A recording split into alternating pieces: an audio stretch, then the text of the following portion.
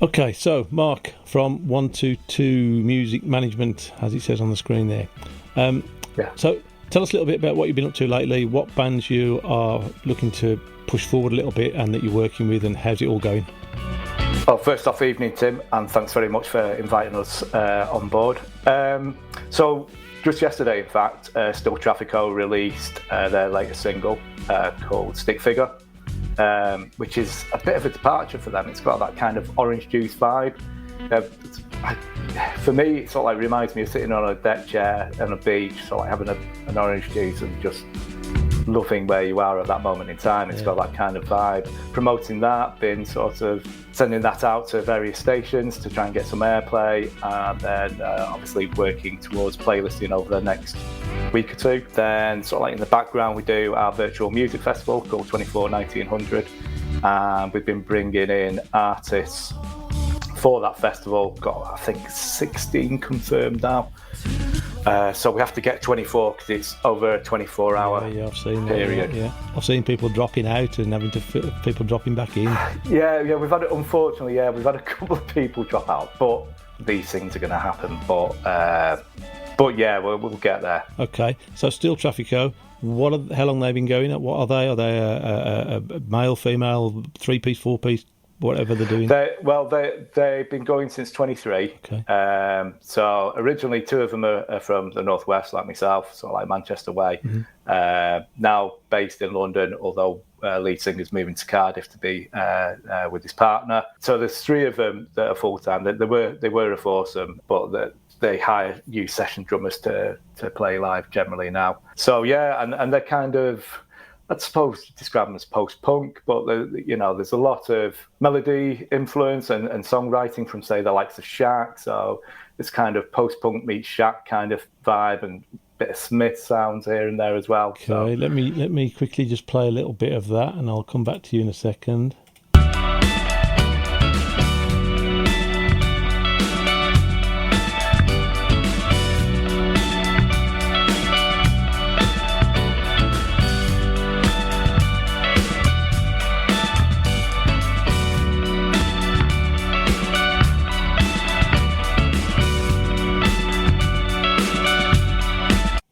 Yeah, very quite guitar-y going on, bit guitar-y stuff. Yeah, in fact, sort of like this one, I think it got described this morning as having a Khruangbin kind of vibe to it. Yeah. There's Dan, who's a guitarist, is quite into his desert blues, so I can hear sort of like a little bit of Tina Rewin, not the right way, Tina Rewin in there. But yeah, there's lots of different influences. So the bassist actually is heavily into his rock and also classical. Dancing, lead guitarist is into, like I say, desert blues, but also house music and stuff like that. Yeah. And Cam, lead singer, vocalist, he's very much into just sort of like a good old indie boy, I suppose. Okay, and what are they? Are they huge Shaq fan? Are they on? Definitely, I've got to say that. Yeah, are they on all streaming services? YouTube? They're on everywhere. So yeah, they are everywhere. Yeah. Okay. I mean, you can find Still Traffico if you go to our website 122musicmanagement.com. Yeah. We've got a page for them, Still Traffico, and basically we've got everything listed there, including their socials. Sure. Yeah, that's where I just played that from actually. So I'll put that link in the description for the whole thing. So other bands you're working with at the moment? Well, we've got Skydiving Penguins. And they released their cover of Elliott Smith's Between the Bars about 2 months ago.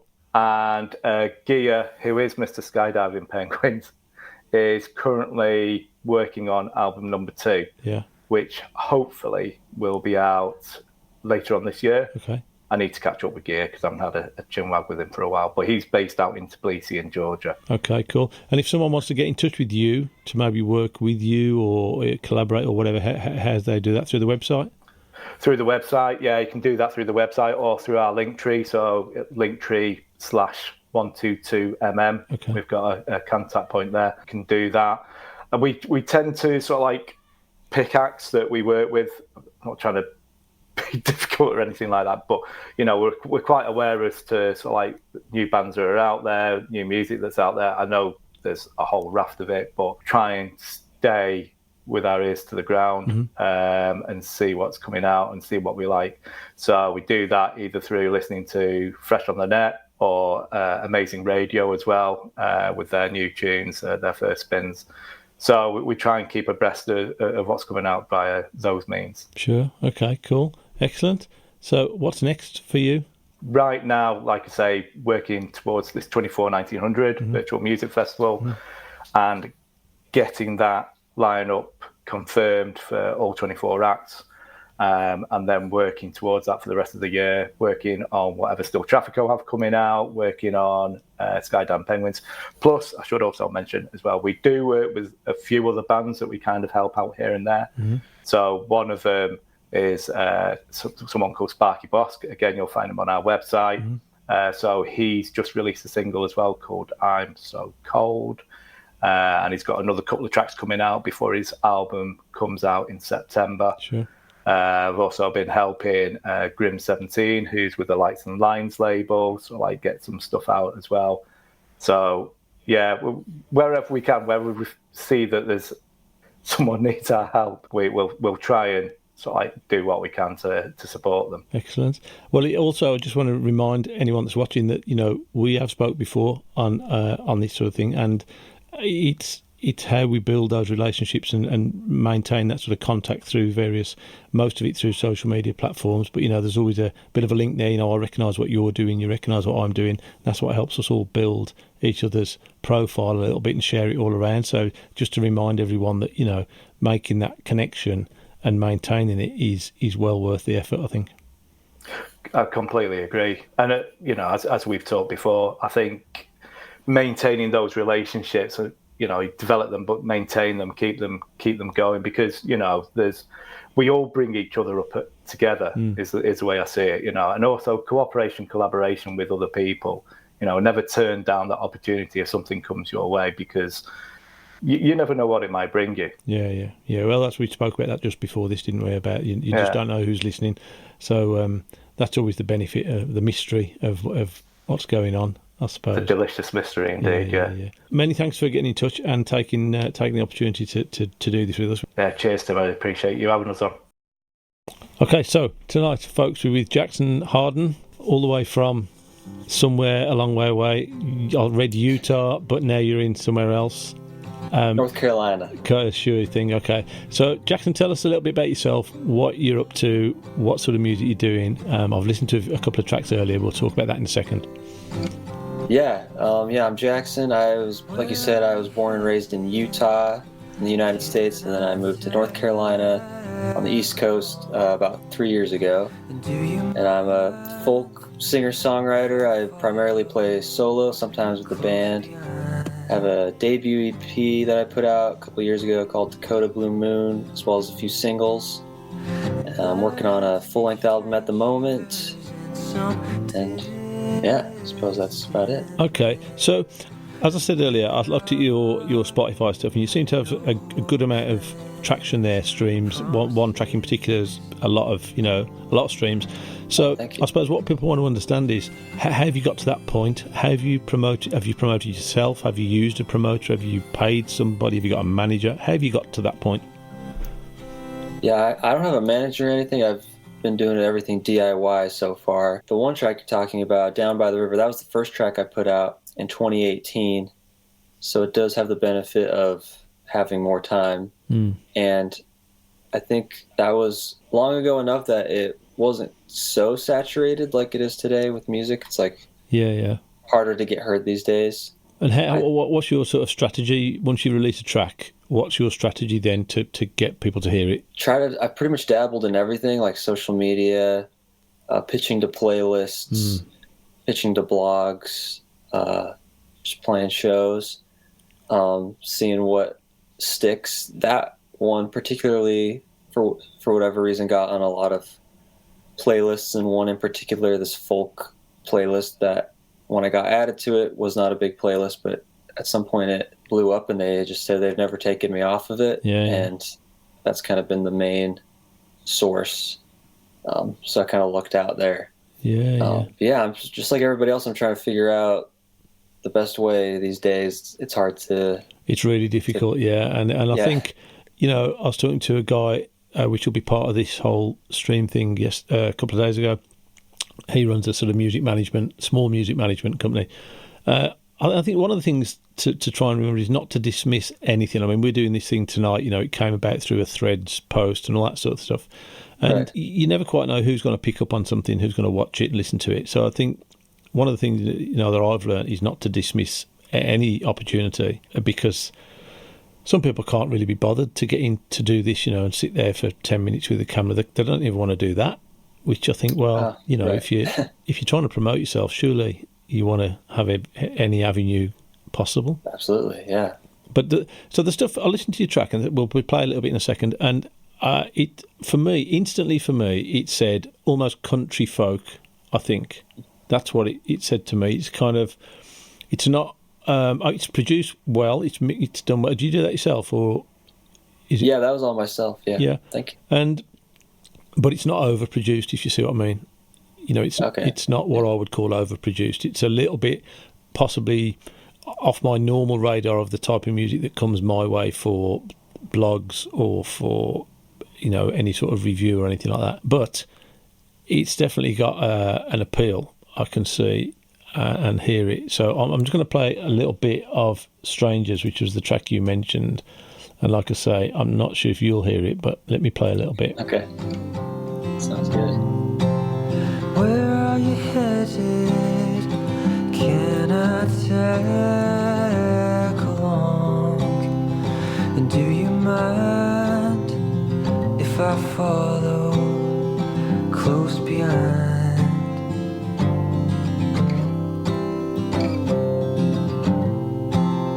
And let's be strangers in some. Okay, so the first thing I noticed with that, for me, is that that's in either a weird tuning or something like drop C or something of that ilk. Right, yeah. It's a modified open C tuning, so You've got the regular low string tuned down to C. down to C, yeah. Yeah. So it's pretty low. It's hard to keep it in tune. Down Yeah. there, Oh, I've tried it. I listened to the track and then I tried it and I thought, man, this is going to be difficult. Is this actually what he's doing? It is, yes. What made you try that, or did you just want to get that low note in there? I've just always liked alternate tunings, especially open tunings. Like I write most of my songs in open D. At some point I tried open C, and I wrote a few songs in there. I think it's like a great songwriting tool to just try different tunings and just see what happens naturally on your first go at it. Yeah. That's kind of why I started writing that song, as I started just in a tuning that I'm not used to. And I originally was in normal open C, and there was something I was trying to do that it was being a problem. So I tuned what's usually the G in standard tuning stays G in open C. Sure. But I tuned it down to E, still one of the notes in a C major triad. So it still worked, but it allowed me to do something a little more easily. Other people have done that. I thought I invented something, but I've seen that other people have done it as well. So. Yeah. So are you gigging? You said you might be, sometimes you have a bit of a band going on, or are you out there doing stuff solo, just using the acoustic guitar? How's it working for you at the moment? Yeah, I'm playing 4 or 5 times a month, usually solo, just around the few states around North Carolina where I live. Occasionally I'll play with the band for like special occasions, like when I had my EP release show, I played with the band. My latest songs have been like full band arrangements, so like capital S show, I try to get the band together, but yeah. And is it logistically? It's not always. No. You can do. Do you record all the parts yourself though for your own songs, even though you use a band to play live? Back in the day, like on that song and that EP, I did most of it. I've always left drums to somebody else because I'm not a drummer. Yeah. But like the bass, piano, guitars, vocals, harmonicas, and stuff, I would do myself. But guitar is my primary instrument, and now that I've started to meet other musicians that are better than me at those instruments, I've started to pass on the duties to people that are better than me. And yeah. And is it full time for you, music? In a sense, if you include teaching music lessons, that's like my primary income. Okay. But yeah, that and gigging, that's what I do. Yeah. Have you done much collaboration stuff at all? You into that? Yeah, I mean, I started out in a band back in Utah, like a rock band. Since I've moved here, I recently got involved in another project that's more of a collaborative thing, early stages, but not a lot of like working with other artists to release a song together. I've never done that. Right. At this point. Yeah, I mean, it can work quite well. You know, if you've got an artist that's already got a little bit of traction, or you've both got traction, and you come together and do something as a guest sort of contributor or something like that, you know, you can suddenly find just things can blow up a little bit. I've seen that happen once or twice. But yeah, I need to try that. But I would love to do that. Yeah, and there's lots of people I think out there into that sort of thing, but it's just trying to find them, you know, and often sometimes when you think you can work with someone, but then when they start putting stuff on your song, you know, I think you know pretty quickly. You think, do you know what? No, this is not going to work. You find out pretty quick. So, where are you going next? Now you've got a few tracks out. You're obviously getting a little bit of attention on the playlists and whatnot. What's your next move? Yeah, the next move is I really want to get in the studio, book some like actual studio time, and record a full-length album with my band. Like I said, the EP I did mostly myself, recorded just like in my bedroom. And while I was happy with the results, it's just like a really long process for me, and there's so much I still don't know, and I'm not very efficient. I've met some great engineers and producers out here that I want to work with. So yeah, by the end of the year, I would love to track an album, release it sometime next year. Yeah. Hopefully play some shows further away and play some more full band shows. See if that does anything. Cool. Okay, well, look, I mean, I shall put you on for what it's worth, I'll put you on my blog, my website blog, and thank you so much. And a couple of playlists I've got for that sort of style of stuff that you're doing, so I'll drop that track on there as well. Thank you, appreciate and that. I don't think there's not millions of streams going on anywhere, but you know, I work on the basis that the more shelves you're on, the more chances are someone's going to pick you off that shelf, that sort of thing. Absolutely, yeah. That's how it works. So been really cool talking. Like I said, these are primarily fairly short things. If you get something out and you're interested and you want to talk about it again, let me know and we can do something on that. And this will be a little while before this all goes out now, because I've got to get 3 or 4 or 5 people all together. But appreciate you taking the time out to hook up anyway. Likewise, yeah. Thank you for having me on. It's Okay. been a pleasure. Perfect. Good luck with your next venture, and keep us posted on what you're up to. Thank you so much. Will do. No worries. Take care. Okay, so next up we've got Liz, who goes under that Liz Uninvited, the artist we came into contact through Threads, like a lot of the people on this sort of thing. So Liz, tell us what you are all about, what music you're doing, what sort of stuff you're up to. So I make indie folk alternative kind of music. I usually write about like my struggles, like mental health struggles, usually stuff that I haven't really got the answers to, stuff that I'm still working through. I kind of write about that. And a lot of the time it's not very explicit. So it's like you kind of have to think to understand what exactly I'm talking about in my music. Mm-hmm. But that's where it comes from usually.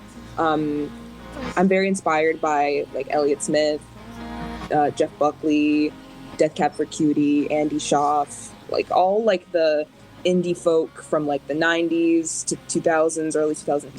Mm-hmm, mm-hmm. Okay, and your the track I heard, which we'll play a little bit over a minute, it's fairly laid back, I'd say, quite relaxed. Is that generally the style of the stuff you're doing? It depends, but yes, I kind of have like a quieter voice, so that's kind of how my music ends up sounding like. And are you doing all recording yourself at home? Is that what you're up to? Yes, I am sitting in my makeshift studio right now. Okay, and producing it all yourself and shoving it out there. Exactly, yes. So what is your promotion strategy? Once you've got a song done, what do you do with it next, and how do you get it to the public? So I recently started actually trying to like, what's it called? Trying to nail down some sort of like strategy in terms of like social media to actually promote my music more the last couple of months. So I've kind of just been posting myself playing my songs or covers of similar artists. And yeah, a lot of short form content. And is that working for you? Actually, yes, because now that I've started posting every day, I've noticed some growth. But it kind of feels like the bane of my existence. But yeah, it works. Yeah, it's a kind of never-ending circle, isn't it, of torture, really, having to... and then you feel if you stop doing it, all of a sudden, everything's going to slow down. Exactly.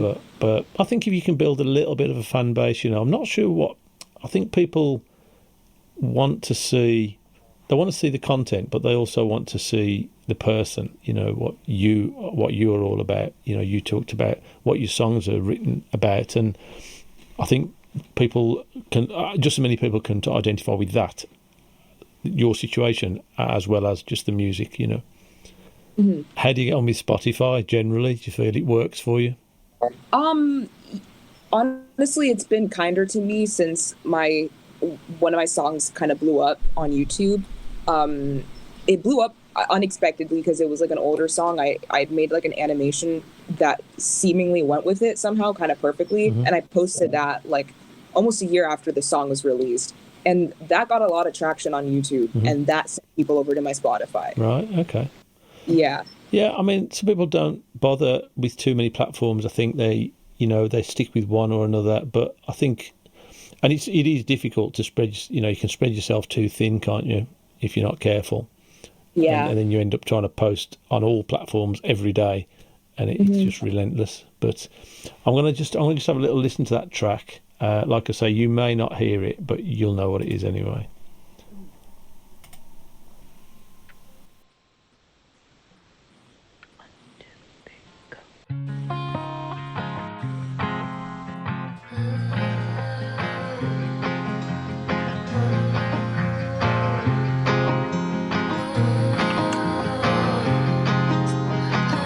It's getting late, it's dark, it's day and night when you lay off and what to say, and the longer you stay, the worse it became with time and with age grew the dues that I paid, and I'm scared it's the same. Okay, it sounds cool. It's there's a little bit of you double tracking the vocal on that one. Which one did you end up choosing? Was it Acceptance, yeah. Yes, I usually double or triple or quadruple track the vocals. Is that because you like the sound of that, or is it because you feel a little bit insecure with one vocal? I like the sound of it. Yeah. It kind of gives like it has like a chorusy effect that I really. Yeah. Yeah. And there's a bit of, are you playing all the instruments? Because there's a little bit of bass guitar on there, is there? Oh yeah, okay. So I played all the instruments, but my producer friend that like works with me on some of my songs to like engineer them, he added the bass actually. Okay, cool. Yeah, well, it sounds nice, and I noticed a couple of the tracks have got some a few more streams than others. So the top one, I think, was it Mr. Fox or Fox, something like that. Mr. Fox, yeah. And is that the YouTube track you were talking about? Yes. Okay, is that a cover? No, that's an original. That's an original, but you've used some animation to try and tie it up with. Yeah. Okay, I'll have to go and look at that, and I'll direct people to go and look at that because I haven't seen that one. So what are you up to next? Are you gigging at all? Are you doing any shows? Are you playing locally? Yes, so I have been playing. I actually just started playing my own shows like back in June, and I have a few shows lined up for next month, I believe. And so in terms of songs, I do have one that is going to be released on September 1st, actually. I may be doing a show that day, so it kind of lines up perfectly. But yes, I do have a song that I just started promoting. Okay. That'll be released. Okay. And how do you find the general social media platforms? I think we came into contact through Threads. How are you finding that, and the other platforms? Are you finding one better than the other? So I don't really use Threads like that. I avoided it at all costs, but somehow I just ended up like getting it by accident, and then I saw all these like call for artists, and I was like, okay, maybe I should do this. Yeah, one thing I've found with Threads, because I use Threads, I used to use Twitter a lot, or X. That's kind of died off. Facebook for me is a little dead. Threads, I found, once you start sticking to your subject a lot, as long as you don't go too far off your subject, the whole thread as it is seems to be about music. You know, almost everything I see on Threads is music related. So maybe you'll find it good. And what about other outlets? What else are you using? Anything in particular? So I mainly like started with YouTube, because I was kind of really sick of Instagram for a while. Yeah. So I focused on YouTube a lot. I still do. I started being more active on Instagram in the last year or so, and I also post on TikTok. Right. Yeah. How's that going for you? I don't know. I don't really. I don't think I've cracked the code on TikTok. Like, it's all right. It's not the worst, but I don't get it. I find it quite short-lived, really. You can have a lot of success for a very short amount of time, and then it's all over. Exactly. Yeah. So, Yeah. and the problem I find, do you have a website at all? I have a portfolio website. Yeah, because I think that's long term. I think that's a good idea, you know, because I find that we get visitors to the website long after posts have been on, so they can be on for 6 months, and then people still search for an artist, you know, something that comes around, and they start searching for someone, and they get directed to your website. And I think you've just got more control, you know. You post, like you just said, TikTok, Instagram, all that. They control who sees all that more, whereas on the website you might not get as many visitors, but the people that do visit want to be there. I will consider doing that. So what's next on the agenda for you? What are you doing this week, next week, the week after? You're writing more songs? Yeah, I actually have like quite a few songs in my what's it called, in my demo folder, and I have a few more that I have to record and then start like working on my laptop. Yeah. I have just been procrastinating since I got back from. I was away for a little bit, and I'm just settling back down into the flow. Sure. So, what recording software are you using? So I've been using GarageBand for like the longest time. I have Logic Pro, like Okay. I'm learning to use Logic Pro, but it's mainly GarageBand. Right. Okay. Well, that's pretty good. I think that's. I personally, I can't get on with that. You know, I've never been able to get my head around it really. I know it's fairly straightforward, but it just doesn't work for me. But I know a lot of people use it. I understand. I feel the same. Yeah, okay. Cool. Okay. Well, so appreciate your time coming on. Thank you.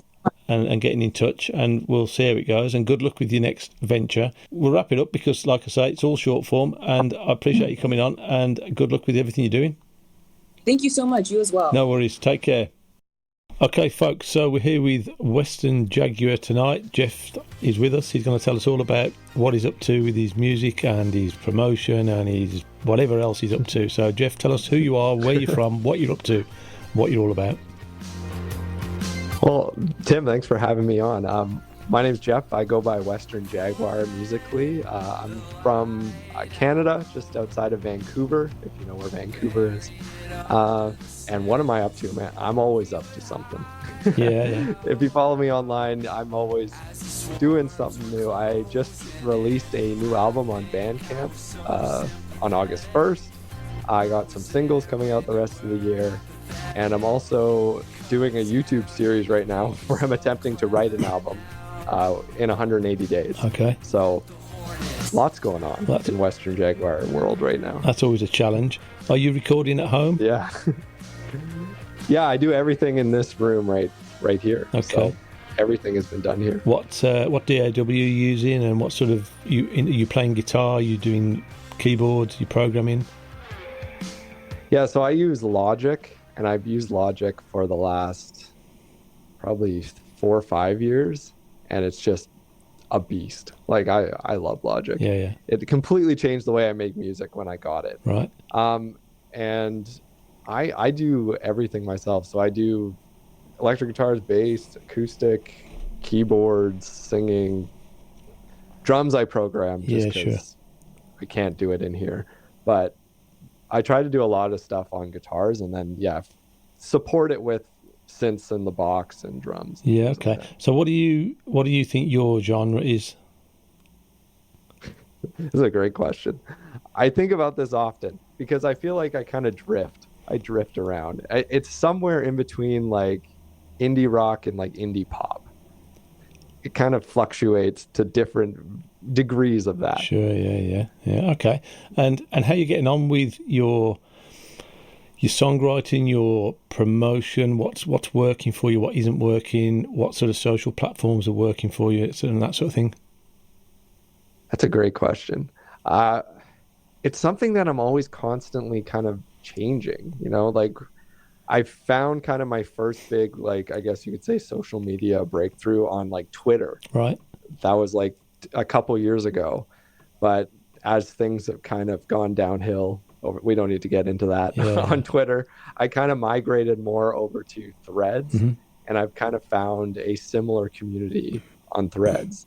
And I think a lot of my promoting, I don't know how to explain it. It's just like being a decent person in a way. Like being like, I love other people's music. I love listening to music, and just finding other people's music has led them to listen to my music. And it's kind of like that give and take in the indie community of like, let's listen to each other's music, and then you kind of find your people within that. Yeah. Like, obviously you're not going to like everybody's music that's out there. It's the same as any type of thing. Like you have to find kind of your people. But I found just like having genuine interest in other people and their music has kind of built a community of people who are also interested in my music as well. Yeah, I had a discussion with someone a couple of days ago about this sort of thing, and I think you need to explore all avenues, because you never quite know who's looking or listening. I've had a couple of surprises over the last year or so with people getting in touch who I never thought I wouldn't even be on their radar, with what I'm doing. Yeah. But they suddenly come up out of nowhere and say, "Hey, do you want to do something do some kind of sharing artists or whatever?" So there's always people out there, and you never know what's going on. So how's it going with you and streams and numbers? And are you Bandcamp? Are you Spotify? What are you, Apple Music? What are you doing?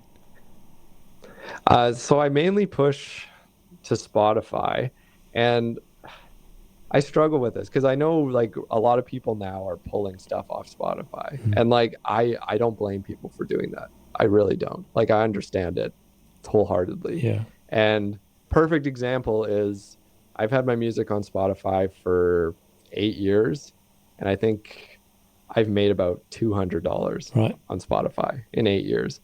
And I just released this new album on August 1st, and it's been 5 days as of recording this. And I made more money than that just on that album on Bandcamp in those 5 days than I made in 8 years of streaming. Yeah. But at the same time, I see the value in streaming. I see streaming as kind of like that gateway point. It's like this easy spot where anyone in the world can just listen to it and get like a taste. It's kind of like an appetizer at a restaurant. Yeah. Like, you can, if it's on streaming, everyone has a platform they use. They can find it. They can have a taste. And if they like it, then maybe they'll get to that level where they're actually interested in purchasing it or supporting in a different way or a more meaningful way than just streaming. So like you said, you never know who's kind of watching. And I see that as like, streaming is like that for me. Like, you just never know. If you push your streaming and maybe it goes into an algorithm or something, and somebody may hear it, that becomes that person who wants to purchase your music. So that's kind of how I see streaming. Like, I see it as a marketing tool more than I caring about the numbers or anything like that. Yeah, I think for most new artists, streaming numbers are relatively insignificant. I know it can be a morale booster, just like everything else, whether it's YouTube followers. Or, it can give you a bit of a boost, a buzz. But really, and sometimes people will gauge you by those sort of metrics. They might look at YouTube and think, "Well, no, he's got 1 million followers. He must be doing something great." Yeah. But I've watched so many YouTubers who are in a real bad state of mind because of their successful YouTube channel. You know, they don't know where to go next. But yeah, and I think in your case, where you've suddenly done okay on Bandcamp, that could work the other way for you. So people who've discovered your Bandcamp could then start thinking, well, I just want to stream some of his other stuff. So they go over to Spotify and they find you on there and discover some other stuff as well. No, and I think it definitely goes both ways. And like I've always had this idea of like, again, I don't want to put down anyone who's taking their stuff off Spotify or streaming. Like I completely understand that side of things.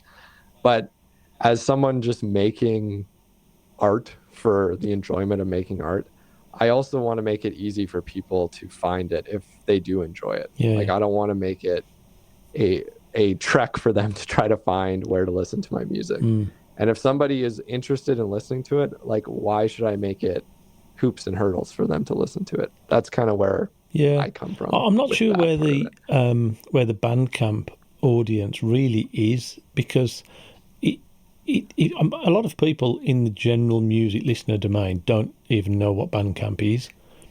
And yeah, for sure. But I guess the real musician, people who really want to discover new music, genuinely, they do know what Bandcamp is. Yeah. And I think it is like a musician-driven thing. Like, if you're a musician, you know Bandcamp. But like my wife, for example, she doesn't make music, but she's a music fan. And I talk about Bandcamp before, and she doesn't know, right? And I think that's another perspective I have. It's like, oh yeah, if I just put it on Bandcamp, like you're eliminating the whole population that doesn't know about it. But I've also had coworkers, I talk about music and making music, and they're like, oh yeah, I don't know what Spotify is. Yeah. And it's like crazy to think that there's even like that level to people who just, they're like, yeah, if I like a song, I'll just search it up on YouTube and listen to it. Yeah, and YouTube music is, you know, it's a very popular platform, but, you know, for people to just look for anything, it's probably, maybe they just understand it a bit more. It's a little bit more user-friendly, possibly, than Spotify in the mainstream. You know, I think YouTube have gone sort of in an Apple way to kind of making it really easy for people to use. Yeah. And that becomes attractive to people then. So they'll look up all sorts of stuff, I guess. Yeah, and I think that's part of why YouTube has become that. And I think that's why Apple and Tidal and some of these other streamers are not getting as popular, because Spotify, you can still listen to something without paying. Yeah, there's ads. But some of these are kind of more behind paywalls, and that kind of makes them a little more difficult. Sure. Yeah. Okay. Well, I'm just going to play a little bit of your track. If I can just find that on here. Sure. So I'm going to play Hornets, as you said, and I'm going to just kick it off. It's just after the start, and then we'll just talk about it. I'll play about 30 seconds, and we'll just have a little chat about this track. Okay.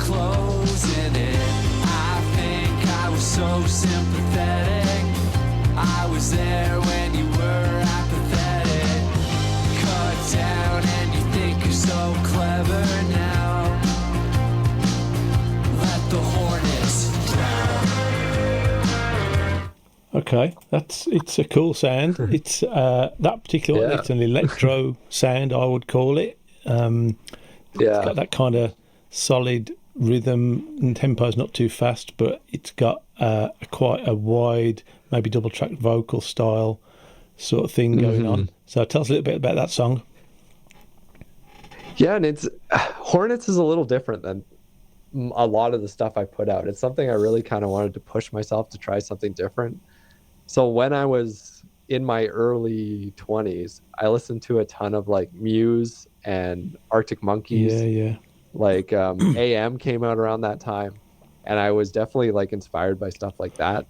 And then I didn't really make any music like that over that time. And then last year, one of my friends, his project's called Phones with Chords, and he released an album called The Speed of Time, and it really reminded me a lot of that Yeah. music, that Muse and almost Queens of the Stone Age, stuff like that. Mm. And I was like, you know what, I got to try to write something like in this style, because it's just a type of song I really loved for a long time. Mm. And that was kind of the idea behind it, to get something in that like like Uprising by Muse, Yeah. or like things in that kind of style. Mm. And how much of that?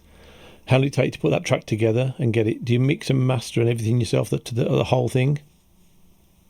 Yeah, so mixing and mastering has been a long journey for me. Right. Yeah. So when I put out my first album, I guess you could call it that, it was kind of more an EP, which was 12 years ago.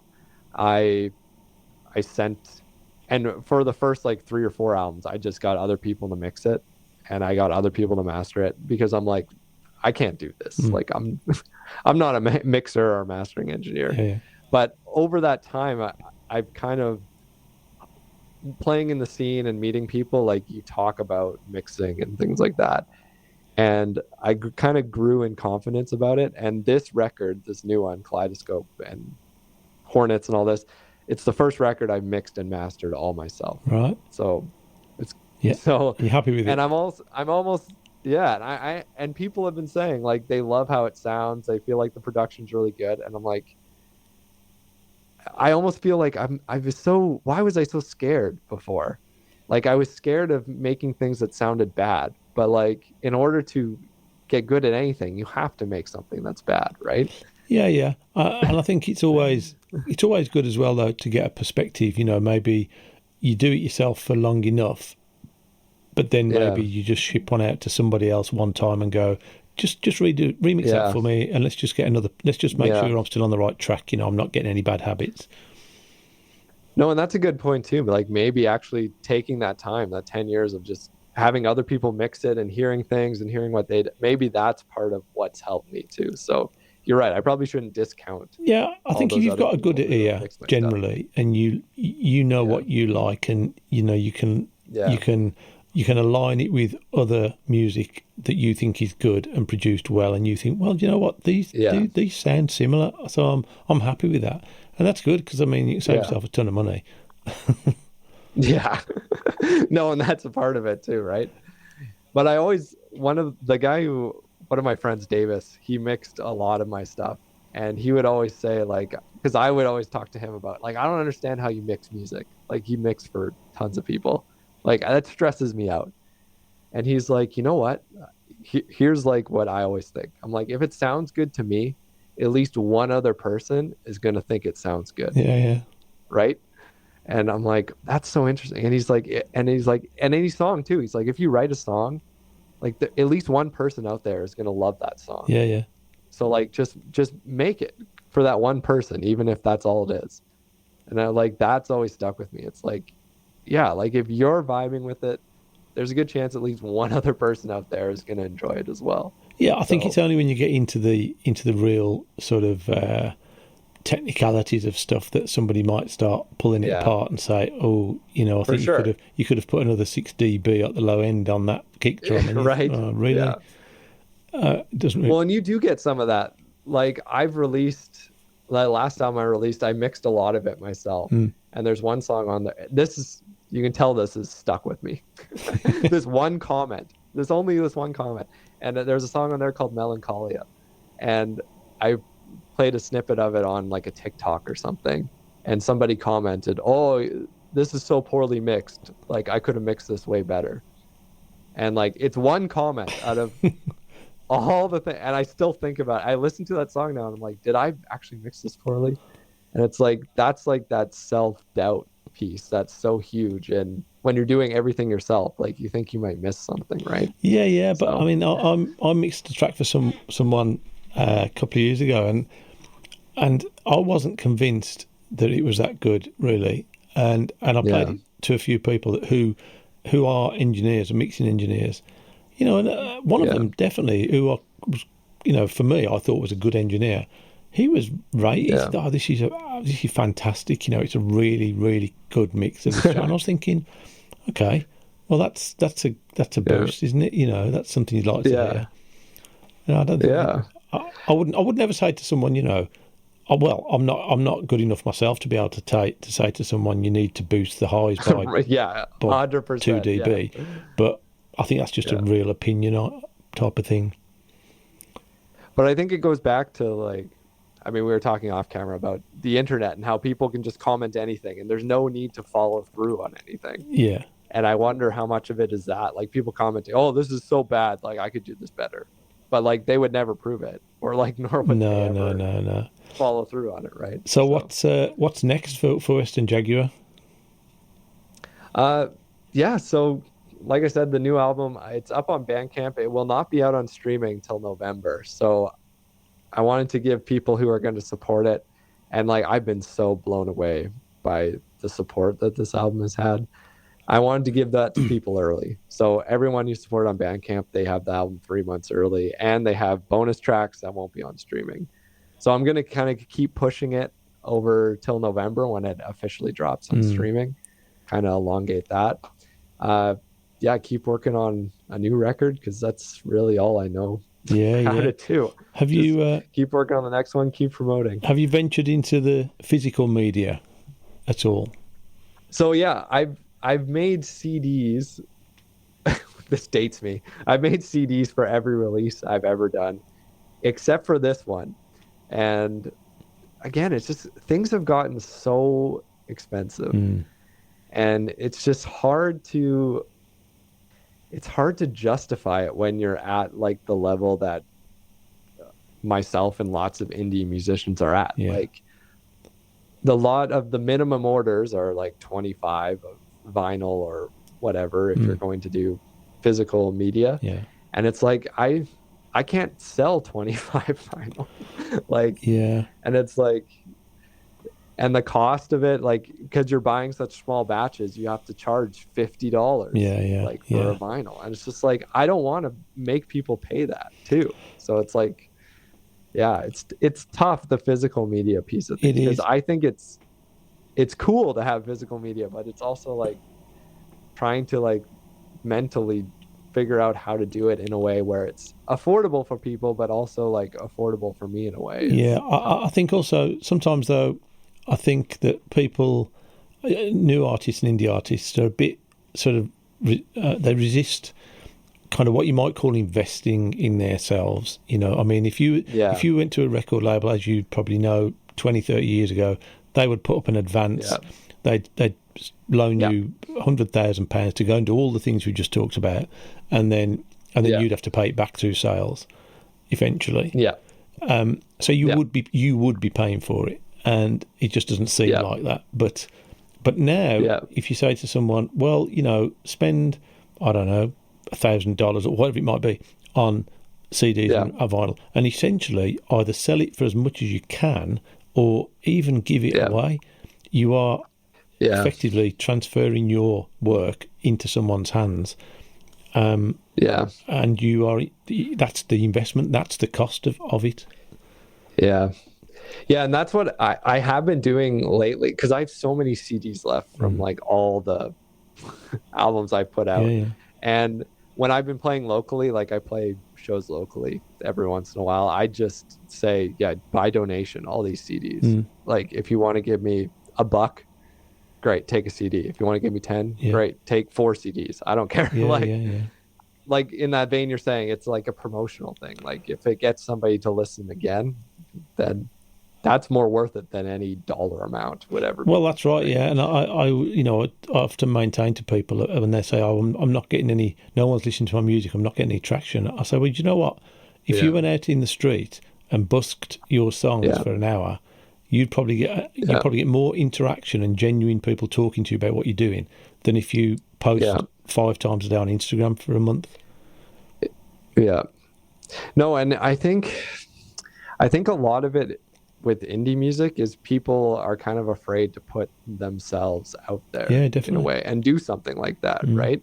Because it's easy to write up a post, hey, here's my new song, listen to it, and post the link, right?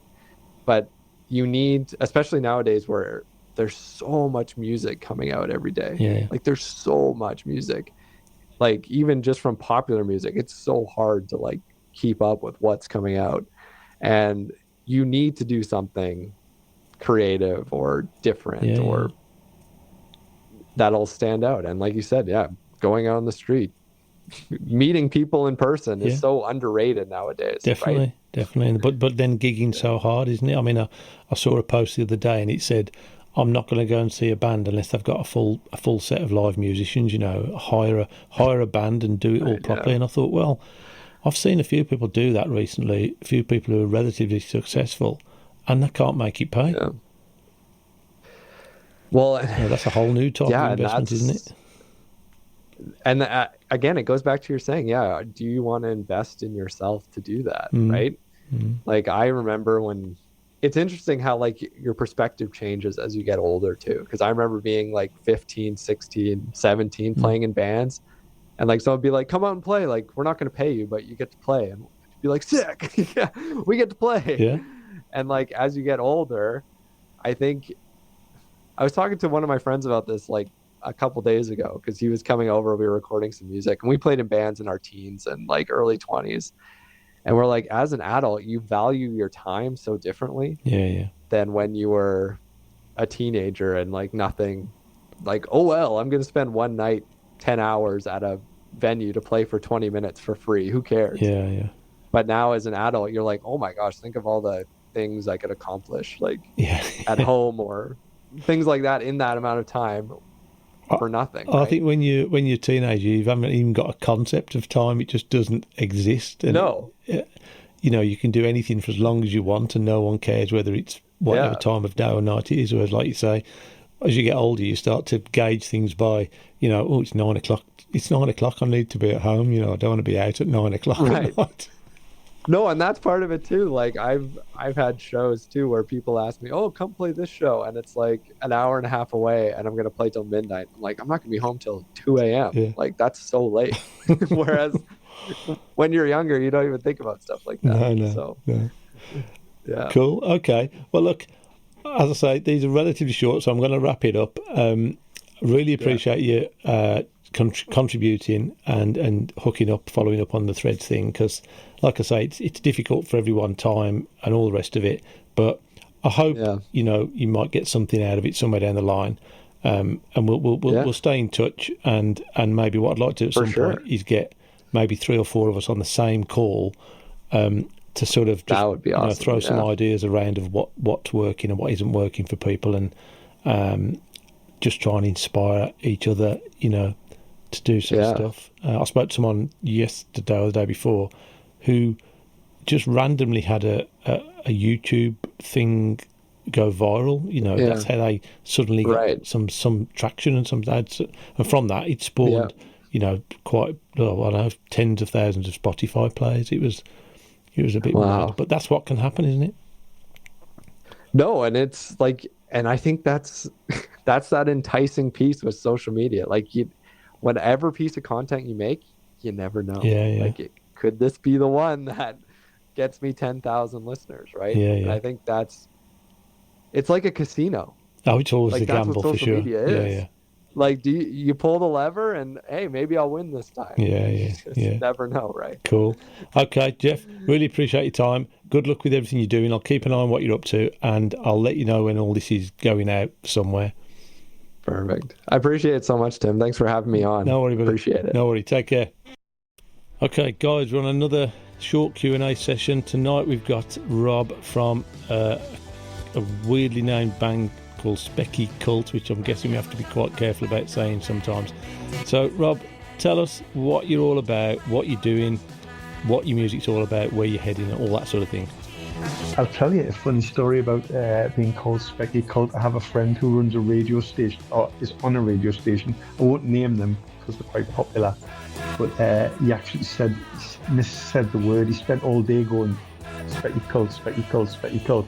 And then live, he said it wrong, and they got a naughty letter. I can imagine that's quite easy to do, actually. Yeah. So, the name comes because when somebody made a comment about somebody in the band at the time, and that we knew it was so outrageous you wouldn't dare be able to use it, so we did. Right. Okay. And what So sort of it's stuff? that kind of the look on your face is why it's funny, because people are like petrified with it. Yeah.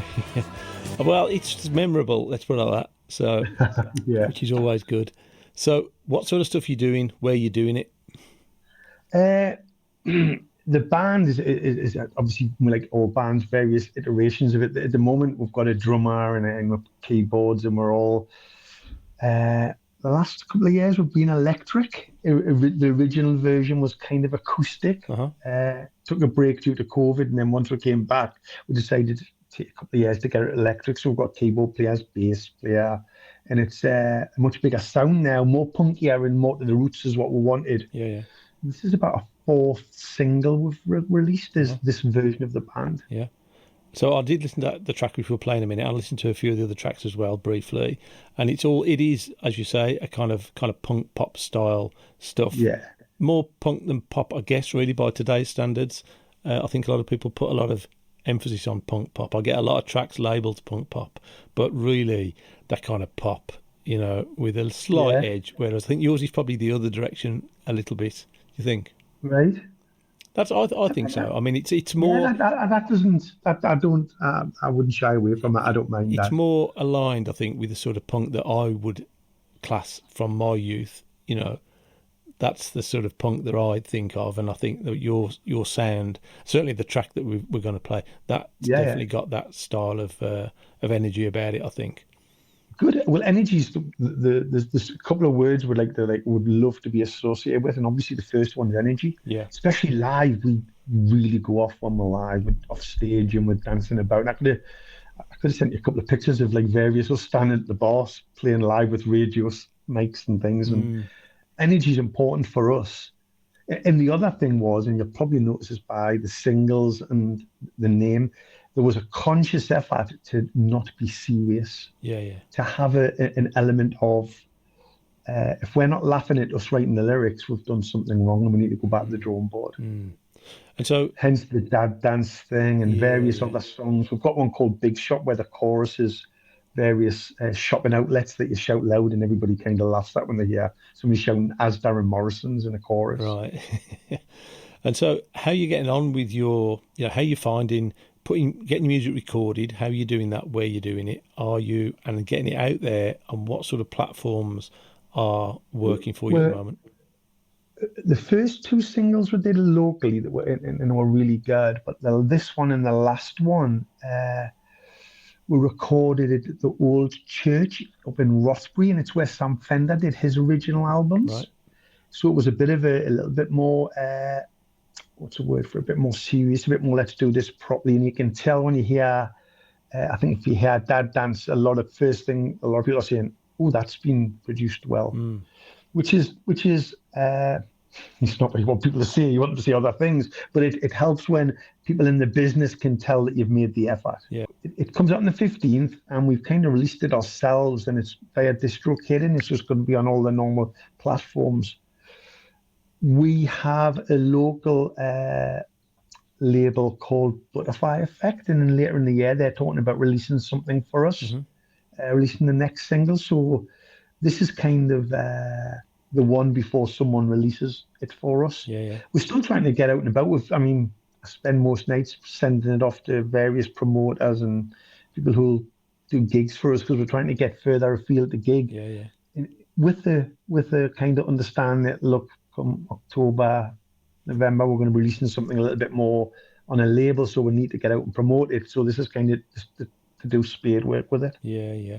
And are you generally just touting it along the lines of, the Instagrams, the TikToks, the Threads, the Facebook? Is that you? Yeah, all the normal social media. It's a bit of I've been in bands. I'm 57 now, so I've been in bands since I was about 17. So it's different now. If you're not doing the social medias, you're not going to get the gigs. Once upon a time, you just banged a cassette in the envelope and some guy invited you to do a gig. Yeah. It doesn't work that way now. It's all got to be social media.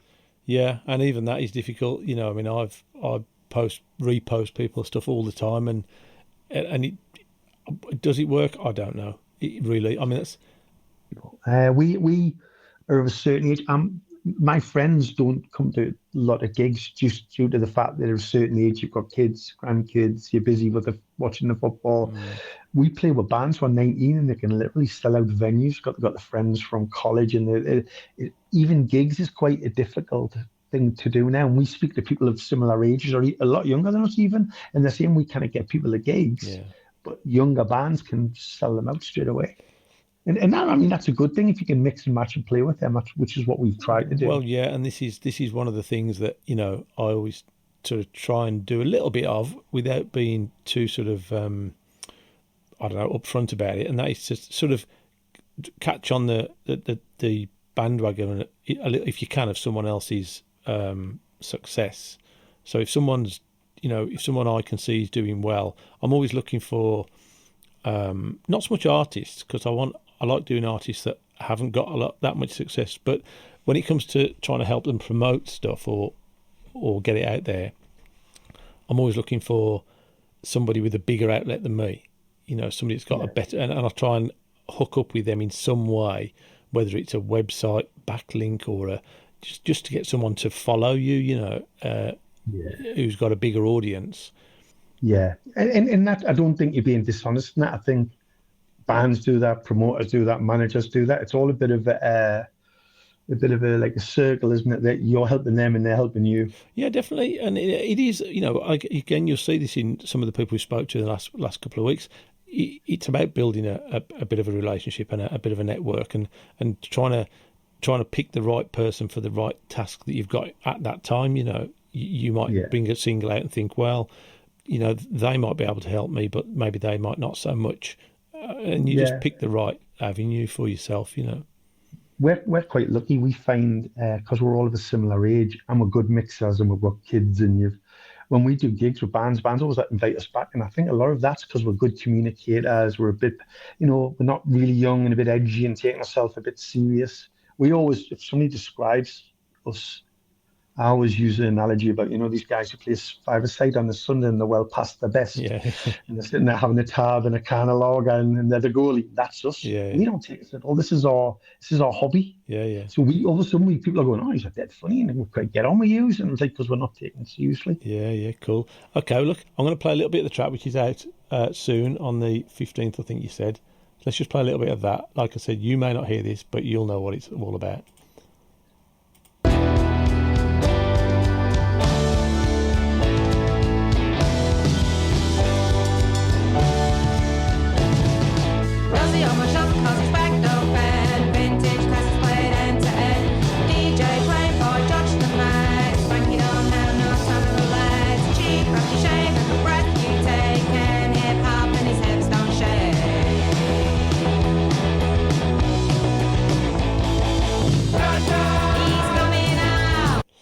Okay, so I remember this now because I did listen to this when you first sent it, actually.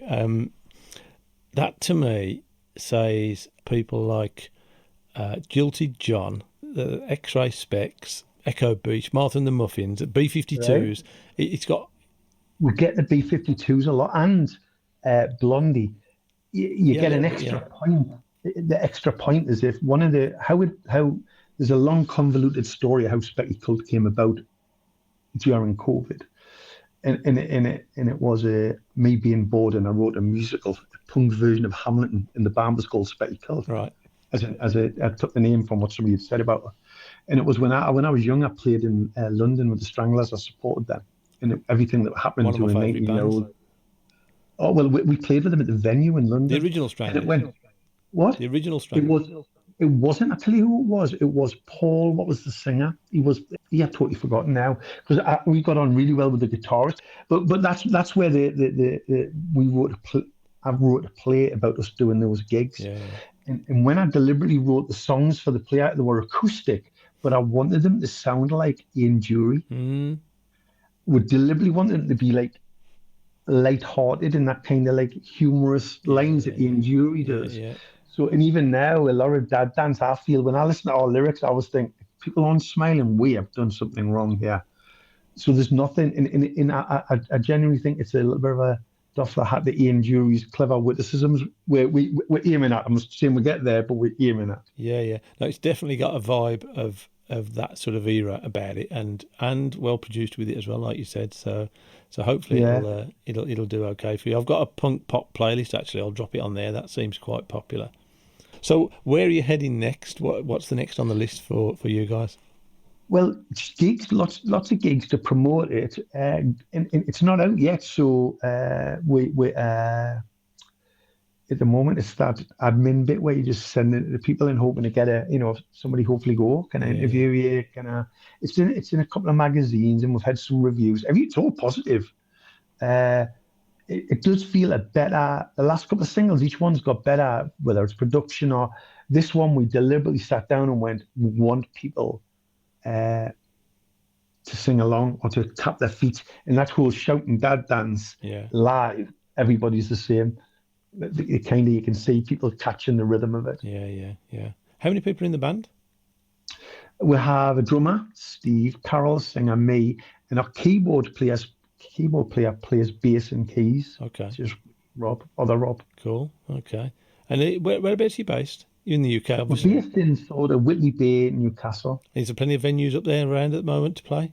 Yes, there's a really good scene, to be honest with you, and there's a lot of bands who we've been playing with who are a lot younger than us, and there's a couple, I'll not name them because all the heads will get too big, but you kind of go, this isn't bad playing with them, because if they make big, like my kids all go, I love them, they're really good, and we're playing with them. Well, yeah, a bit of name dropping always works, doesn't it? Yeah. And have you ventured into, I've asked a couple of people this, ventured into physical media, vinyl, cassette, CDs, any of that thing? No, but we'll plan on Butterfly Effect, the label, we're going to come out in later in the year. They released 12-inch singles of the stuff they released, right. So we're going to obviously do that. It's just at the minute we're at the point where we give everything away. We don't charge anything or do anything. It's just because it's a hobby. You kind of like it, playing golf or whatever. You work out how much it's going to cost you a year, and that's what we put into the band. Well, that's right. And again, I spoke to someone about this a couple of nights ago, and it's effectively people say they don't want to, they want to do some CDs or they want to do some merch and that, but it costs too much. They never make the money back. And I said, well, yeah, but isn't that effectively investing in yourself? Really, is what you're doing. Yeah. It's one of the downsides of investment. You're giving stuff away to make sure someone goes away with something with your name on that might remind them to listen to you again or to come to another gig or whatever. It is, and it is a bit, you've got to you would invest in your hobby, like I said, if you play golf or you did something. So we're kind of, this single and the last one are really just to touch base with people. Somebody goes, oh, that's quite good, and we're kind of in the back of mind going, right, well, when this proper single comes out, when the thing on the label comes out, we'll go to them. Weirdly enough, we've had a few people who've been in touch from labels or going, we would have possibly, we could have got this out for you. Mm. So it was like everything else, it's a bit late, thank you. Yeah. Well, you never know. You might get something out of it, and somebody might pick up on it. But yeah, hopefully. Okay. Again, we're not, where the big guys smoking and drinking lager in goal on a Sunday. We're not that worried. Yeah, this is just fun for us, which weirdly enough helps. Yeah. Are you rehearsing often? But there's nothing better than doing gigs to get tighter. That's right. Yeah, definitely. Yeah. I did acoustic sets for ages on open mics, and the first couple were a bit iffy, but once you got through half a dozen, you've got it nailed, haven't you? Well, that's one of our little excuse me, that's one of our little steals. We go do buskers nights, and feel like, no offense, that the guy's going and he plays his favorite Bob Dylan song, and then we go play 2 songs we've written, and we come across quite good. It's a good way of getting the audience people. Yeah, confidence plays a big part in that, I think, doesn't it, as well? If you're confident in what you're doing. Yeah. But the more you do it, the more confident you get, exactly, isn't it? Yeah, it becomes more natural. So, anyway, Rob, it's been great talking to you. I hope you have some success with with the new single. Brilliant. Thank you very much. Thank you for your time. It was much appreciated. No problem.